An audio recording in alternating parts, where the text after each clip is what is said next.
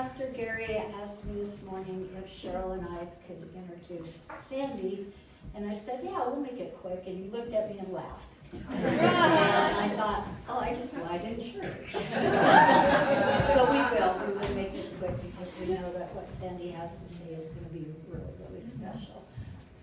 I met Sandy by going to Taiwan. She was already living there. I'd met her a few times. Her and Michael used to be in Winslow.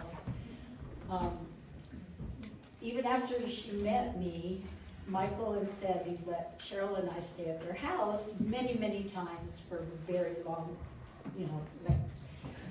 Their ministry over there was part of why I had to keep going because it was very, very special, reached a lot of people over there. And so I'm very thankful she's staying at my house, except my dog, we discovered, doesn't like strangers very much. She's kind of isolated right now, but he just barks, but he's very loud, so she'll probably tell everybody she's never come to my house. So anyway, I just want you to know how much we love Sandy and Michael. Michael was an amazing pastor, just a person that reached out to everybody, and Sandy is the same way. Amen. Is that too long? No, it's good. She's not there. Now we're gonna try. Yeah. So I know a lot of you know Michael and Sandy, and yes, I'm a boo-boo head when it comes to this. And so, anyway, they are our brother and sister in Christ. And believe me, Michael didn't mind teasing us at all about being his sisters in Christ yet. But here's one thing that you probably will not even believe, but it came from her mouth. She said, even though we stayed with them like a month at a time, first of all, we had our own room. It was the Jewish room in purple. And then she said we were low maintenance. And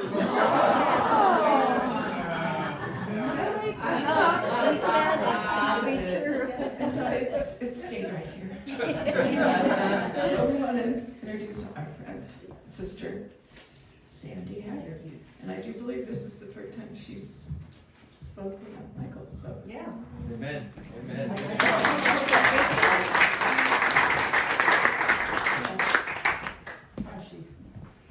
Don't need to give me a lot of tissues. That's not she said she's a boohoo head. I had never heard of that phrase before.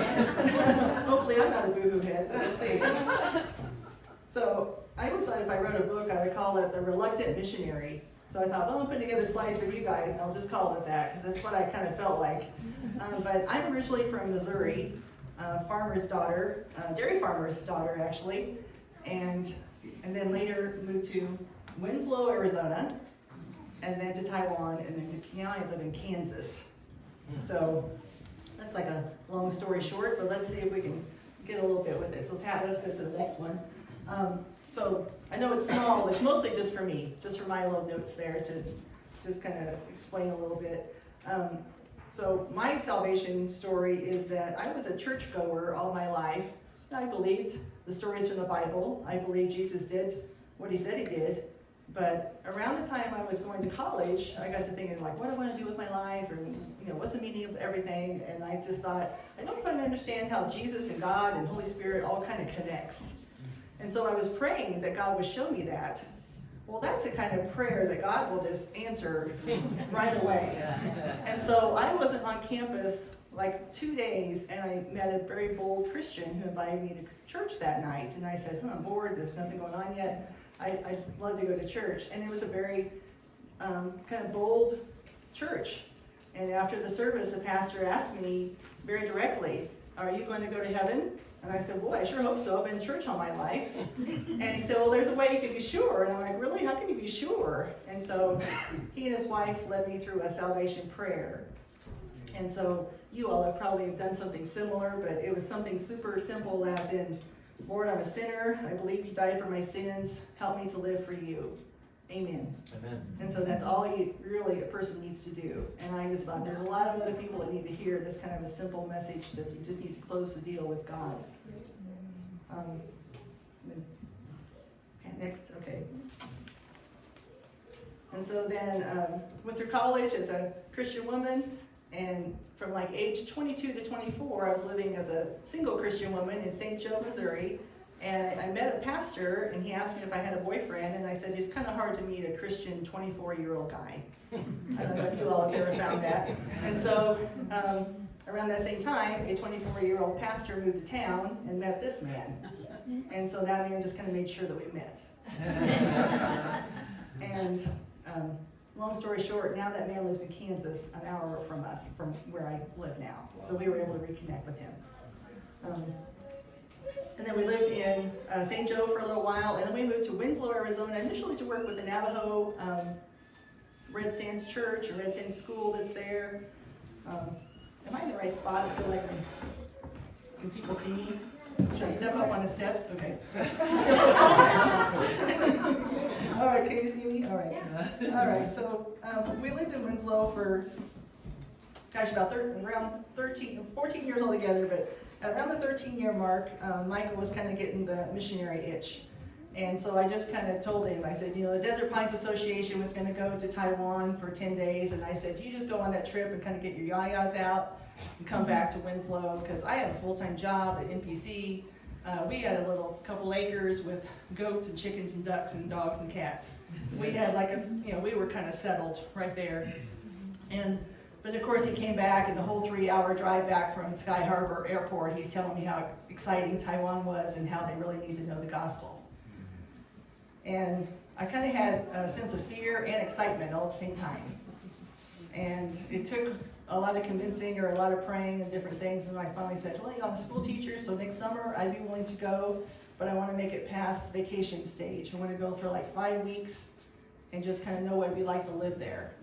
Well, if you arrive in July in Taiwan, you sweat in places you never thought you were going to sweat. And so the very first day, we took a bicycle ride at 9 a.m. with some kids for like an English Bible camp just around town. And so then we finally get to a restaurant for lunch, and I'm ready for like a cold chicken sandwich and iced tea. And they hand me a bowl of hot soup noodles and said, here's your lunch. And I'm like, well, where's the iced tea? And they weren't doing that, because they had the idea of having something hot to make you cool down. Well, John never understood that my whole years I lived there, but that's what they did at the time. Anyway, so that was just my first month there, but believe it or not, each week it just came from if we moved here to when we moved here to how are we going to move here, and a year later we were there. And so that's with God moving people around and making a way. So I had a telephone interview for a Christian school that was there, and so I was hired to I was able to have a job. So we basically went as tent makers. We were not with a mission group. We tried to get with IMB, and just wasn't the right connection or the right timing with them. So we went to serve with some IMB missionaries who were there, but we ended up just being tent maker school teachers our whole time that we were there. And so we did stay for 12 years. God just kept making a way and finding different opportunities for us, and during that time we met several Arizona folks that came out, and I never thought I would have lived there 12 years, because each year I thought we would just move back closer to Missouri, either any time, but it didn't really happen that way.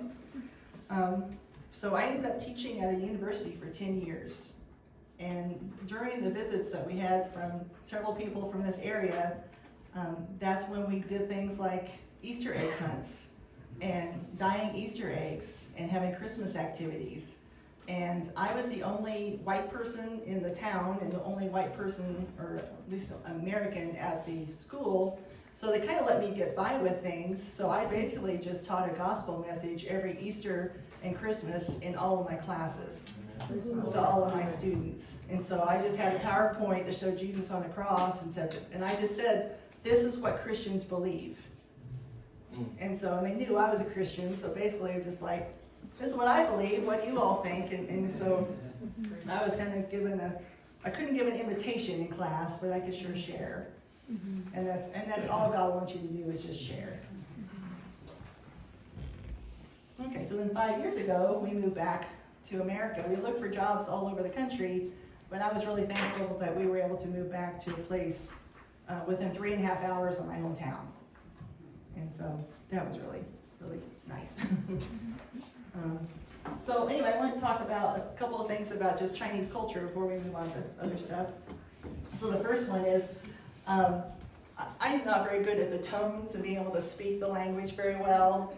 I can't even experiment for you now, so it's just believe me, I'm not very good at it. And so I had to learn just a lot of pantomime.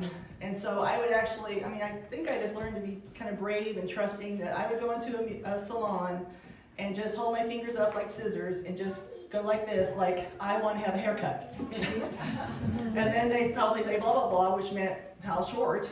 And I'd go like this. And sometimes I felt like they thought that was how much I wanted left, not how much I wanted off. So I had quite a variety, and I even had my hair colored while I was there, and it just kept getting darker and darker, and I finally learned how to say some colors. And one time I went to them and said, look, all my friends say this is black. And they'd say, no, no, it's brown. And I'm like, pretty sure this is black. And so I kind of argued with them about different colors and things. Finally, as my language skills got a little bit better, I could talk to them a little bit more. And one day I was in my carport, and our car was parked right there, and one of my neighbors went by, and he was holding out his hand, kind of like with his thumb and finger out, like a gun, with his hand, at my car. And I thought, oh my gosh, somebody must have shot at my car today. Like, what is going on? So I finally just got a friend of mine who was bilingual on the phone and just handed the phone to this neighbor, and he's kind of a grouchy old guy, and he basically in the phone said, what? And the person was like, what are you trying to tell the foreigner? And so he says, he kind of looks at me and rolls his eyes and tells this person something, and then hands the phone to me, and my friend says, he's telling you that the gas prices are going to go up today, so you're going to go fill up today. So I thought, yeah, I could save a lot of money if I could pay attention a little more, learn a little more Chinese. Okay, so here's one that you could all help me out with. So they can count to 10 with one hand. So we could do this pretty easy, 1 to 5. So could you hold up, just one finger? Okay, so here's 2, and here's 3. Here's 4, and then there's 5. Okay, now how would we do 6 with just one hand? Okay, they put these fingers down and have this as 6. So they just had their pinky and thumb show 6. And so the first time we went to the parking lot, and we asked somebody how much it cost to park there, they held up their fingers like this. And we're like, I still don't know how much it costs. But to them, that was 6. Okay, so then 7, you put your pointer finger and your thumb. And then you put middle finger, pointer finger, thumb, and here's 9. Okay, then this is just 5 again. I was like, so then sometimes they kind of tap or do like that. We do like 10, like flash your fingers. And so you just kind of learn hand signals as well as learning the tones. And so, I worked in the English department at the school, and all the teachers were Taiwanese except me. And so they were not going to speak English at the staff meetings when they wanted to argue and talk about curriculum and stuff, but they insisted I go there in case they needed something. And so honestly, there were meetings where it's entirely in Chinese, and then the only English words that were spoken were, Sandy could do that. I'm like, that's interesting. What exactly is that going to be? So I'm not sure what that was. So next one. And so, of course, we do want to pray for the harvest, and the harvest is there. You've heard enough about Taiwan to know just how few people are Christian there, and that was one of the main reasons I thought that I really should move from Winslow, Arizona, where there were churches on every corner, Christian radio stations, lots of access to the gospel, to a place that has maybe one small church in a town of 50,000 people. That just shows just how minor it is to everybody, how much it really is needed. And so the different opportunities that the Arizona people came, it just kind of gave like an attention getter. The first few times that you all came, it was like 20 white people in town. What's that going to look like? It gives people's attention walking down the street. And so we went to a university that was nearby called Pinkada, and that's where we met Helen and Cassie, that you all have met, right? And so the next one shows a picture of Helen, but we met her through that. She came to be one of the translators. And so afterwards, when you all went home, I met with Helen and Cassie and a few other people for a Bible study. And it was like the second Bible study that we had that we're asking Helen, like basically going through a tract. And at the end of it saying, are you ready for like a salvation prayer? And she was nodding, was like, yes. And I was more shocked than I should have been. Of course God's going to bring somebody quickly. And she was ready. And I just didn't know she was ready. And she was like, yeah, I can pray this prayer right now. I believe. And so it was just that sudden of her. She was ready to believe God. And so, within just a couple weeks. So she was here 3 years ago when my husband and I came back, I think, to this church and to this area. And since that time, in 3 years, she went back and she was very involved in her church. And she met a Christian man. Again, she's around 24 and single, not that hard to, it's kind of hard to find. She found, and especially in Taiwan, they're pretty rare, so she found a 25-year-old Christian man. Amen. And then she asked me one day on text, what should his English name be? And I always thought the name Josiah was cool. And so you might have heard now Cheryl and Judy talk about Helen and Josiah. I named Josiah. Helen is like, I don't have any children, so Helen's like the closest thing I got to like a spiritual daughter and a daughter, and I just named my son-in-law. I always thought that was a cool name, because you go through the Old Testament and all those bad kings. Oh, Josiah, let's read the Bible. That's what Josiah says, right? And so last year we had planned to go there to see her wedding, but we were able to be there on FaceTime. Sorry. And so then, and now since this time, she's had a baby. Oh. That's what she's wearing. Why she would do this snowflake outfit? So the baby has the little snowflake onesie on, and guess what they named the baby? Oh, sweet.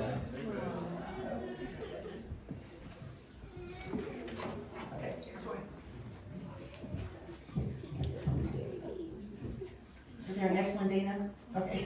All right, here's the other happy things. Okay, so here's Cassie. Cassie was in the same Bible study, and Cassie called me one day and just said, I'm ready to be baptized tonight during the Bible study. And I said, well, that's interesting, because it's kind of cold weather, and I don't have a horse trough. What do you ever have here? Don't you have a horse trough? I don't have a horse trough. And I said, okay, all I have is a bathtub. And so we baptized Cassie in a bathtub.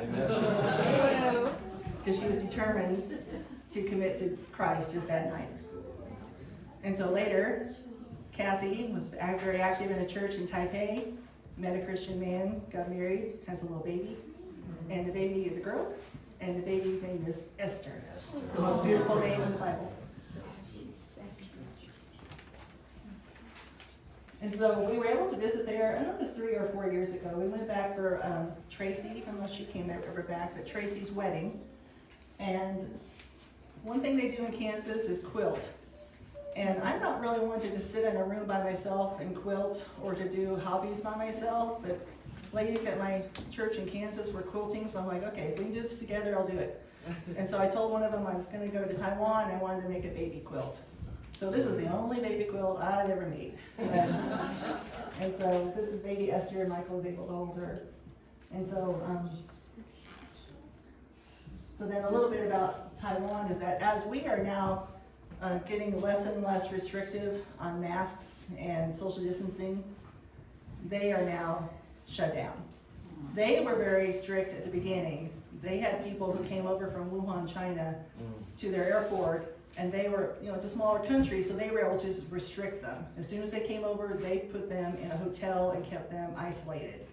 And they somehow kept the virus out of their country very minimally this whole year. I would see on Facebook, they were sitting like we are now with no masks, sitting together, and I said, how can you do that? We're all closed down, we're all wearing masks. And they're like, we're just careful. We knew how to stop it.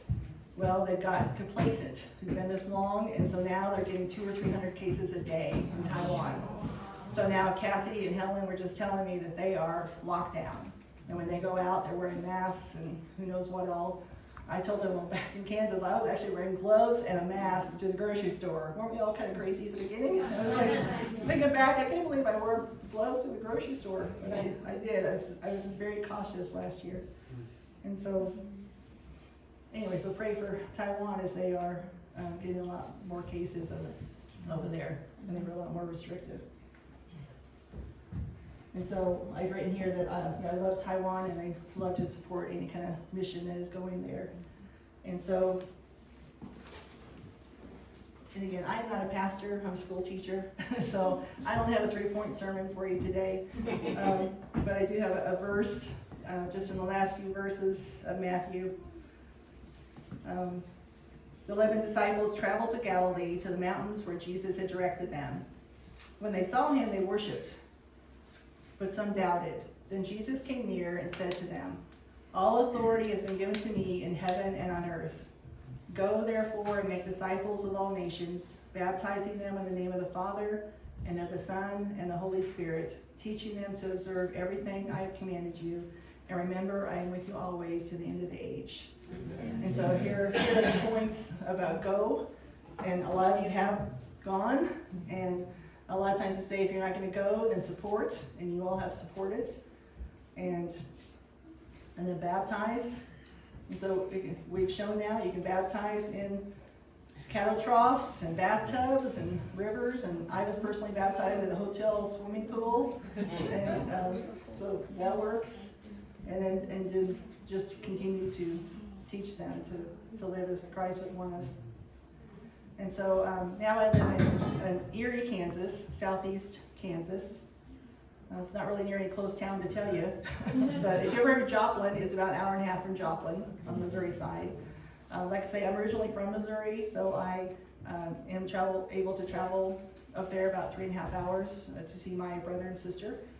And that's about the only family I have now is a brother and sister and their kids. But my church family took care of me last year, as I'm sure you take care of people. And so, thank you all very much.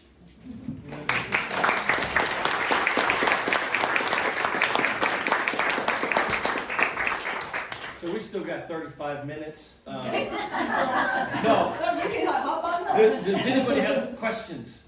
Anybody want to share a question? You okay with fielding a few? Well, that's not a normal sermon thing. I know. I was shocked when I thought Cheryl was asking me to share for like 5 minutes, so I'm like, I could do that. And then I kept saying, "You mean the sermon time?" Like, whoa, I've never done that before. Any questions? So, what do you do now? I mean, how do you? I was very blessed that the 5 years I've been back, the first year I did not have to work because I had reverse culture shock. People talking fast just drove me crazy. I was like, what are they saying? You know, because all my friends were bilingual, and so they spoke English pretty slowly. So to be around a bunch of people now that was talking fast, I was a little slow.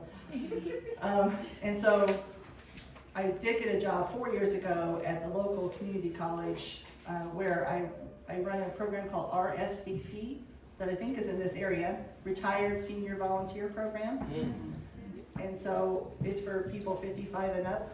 And so I recruit and support volunteers in a 4-county area. So I get to kind of travel around just a half an hour or an hour away and just kind of visit with people. So it's really a job that fits me well. And I still get school vacations and 3 weeks vacation on top of that. So it's a very good fit. So it is 20 miles from where I currently live.